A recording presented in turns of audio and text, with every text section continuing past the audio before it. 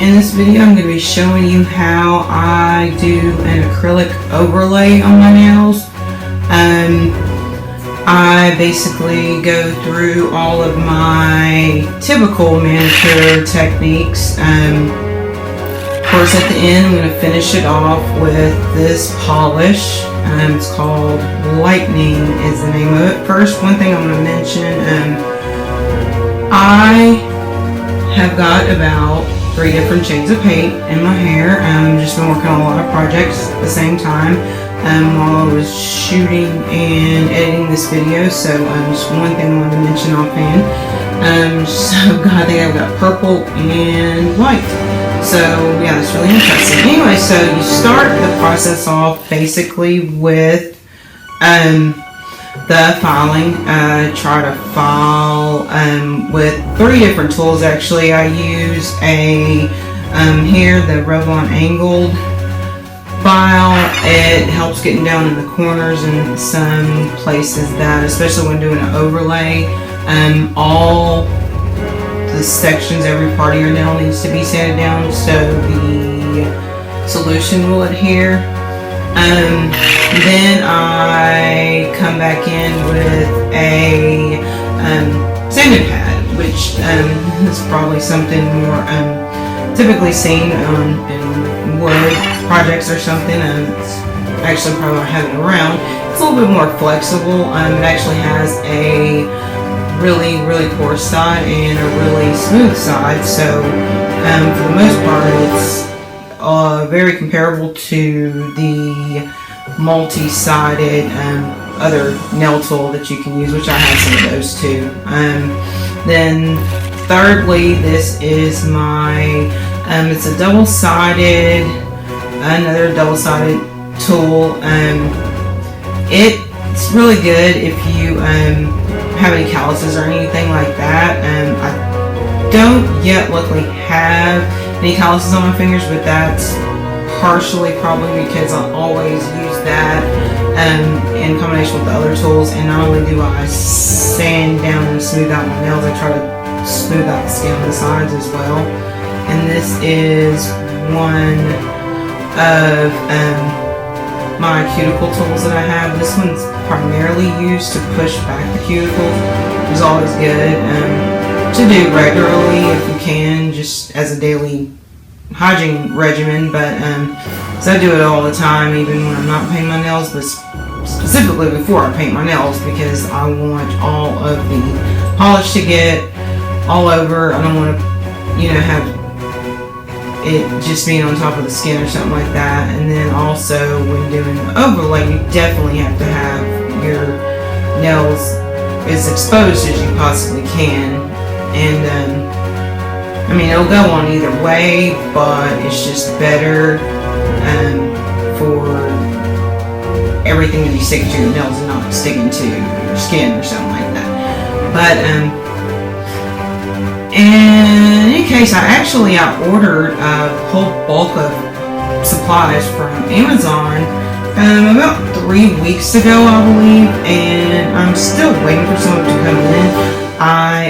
I did not get yet the nail tips that I was going to get, nail tips and the clippers, which the clippers would be for the nail tips, so I guess it was kind of convenient that those 2 both didn't come. But so I'm not actually going to be applying tips. I'm just going to be applying the overlay onto the nail.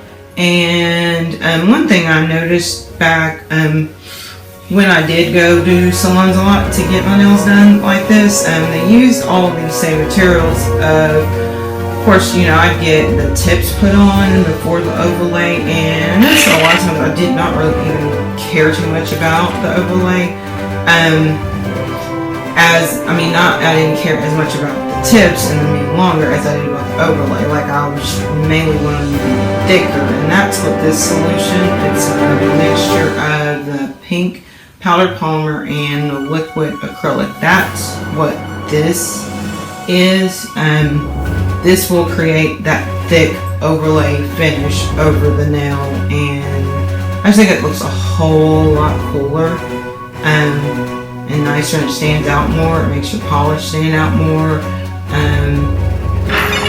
just like the way that looks. And this is something I did order that came in. I have pretty much all those tools in some random combination, but all together, it's really nice to have them all together, and they're very, very nice actually. Those are, the quality of mine kind of varies because I'll just get, like if I see stuff, I'll get like nail stuff anywhere, just to make sure I don't run out of it, but it was nice to have a consistent pack like that had. And so here I ordered, actually this is something else I got, that little glass container to put the liquid in there, and then of course the powder's already in a container. The liquid comes in a little squirty container, so it definitely needed something to go in, and that was actually the perfect size for that. Just it's not so much wide because you're going to be dipping a brush in there, and you don't use that much per, I'd say, per 10 nails. So it's good to have more of a longer container than a wide container. In terms of a small container, it's better that it's like got more depth in it to fit that brush in there over and over again. So when you put this on, it kind of goes on like a gel, kind of a translucent gel, but unlike a gel, it dries really, really quick. Actually, the more you brush over it, the quicker it dries, and it starts to get kind of clumpy. So time is kind of the essence with this stuff. You put it on, you brush it on and get it on and make sure it's molded correctly, like really quick, or else you know, it hardens, and then you can sand it down, so that's fine. But you know, the good thing is it dries quick. The bad thing is that it dries quick even if you wanted to or not, so you don't have much time to manipulate it. After you get all that on, then I go back to the sanding process with the sand block and the file and everything all over again. If you go into a salon, you'll notice that they usually use it, I believe it's called like a nail sanding tool or a nail drill, or it's probably a nail sanding tool. And that will get all of that sanding in the beginning and after this solution is dried done a whole lot quicker. They did have that on sale on Amazon. It was kind of like hefty on price for something like that. That wasn't really something I saw myself using that much. So I did not invest in that, but I will be doing a video when all the rest of my stuff finally does come in and I get the tips and I put the tips on.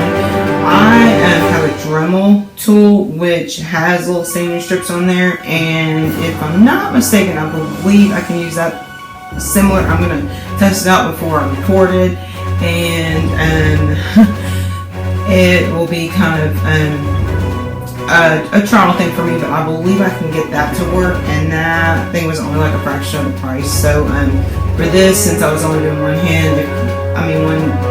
two hands, one manicure, I wasn't that worried about firing it up. It probably would definitely be beneficial if someone was doing a lot of nails, or definitely professional to have a tool like that, because that sanding all day would just not really be that cool. But so I use rubbing alcohol for a lot of different things. I usually try to have that around when I'm doing my nails. That and nail polish remover is the one thing that can get that type of solution off, and I was kind of using it inadvertently to clean the brush after applications, just to make sure that the bristles are smooth and that solution can get on there without clunking up too bad. And then I kind of cleaned it off, but I think I ended up probably throwing that brush away anyway, because I got like a million of those and it wasn't really worth cleaning, but if it would have been my only one, then cleaning with alcohol, I probably would have saved it. Anyway, so back to the sanding down, sanding. There's a lot more sanding involved. I kind of cut it short here in this video, I believe, but there's a lot of sanding down to do, especially after, because mainly you have to smooth it out from at least the way I had it, kind of on there is a little bit rocky, so I had a lot of edges and flattening out to do, but it was pretty easy, especially with that sanding pad and those other tools I used. And then here I'm just kind of getting in the corners, making sure because here and there, just, you'll see like little just specks of that hardened stuff, and it might not be as noticeable when the nails are sanded down like this, but once you put that polish on there, if there's any like imperfections in it and it isn't all sanded down smooth, definitely notice something like that. So I was making sure I got all of that off. And once I got it all nails rounded up and everything, then I just went to the nail polish, the fun part.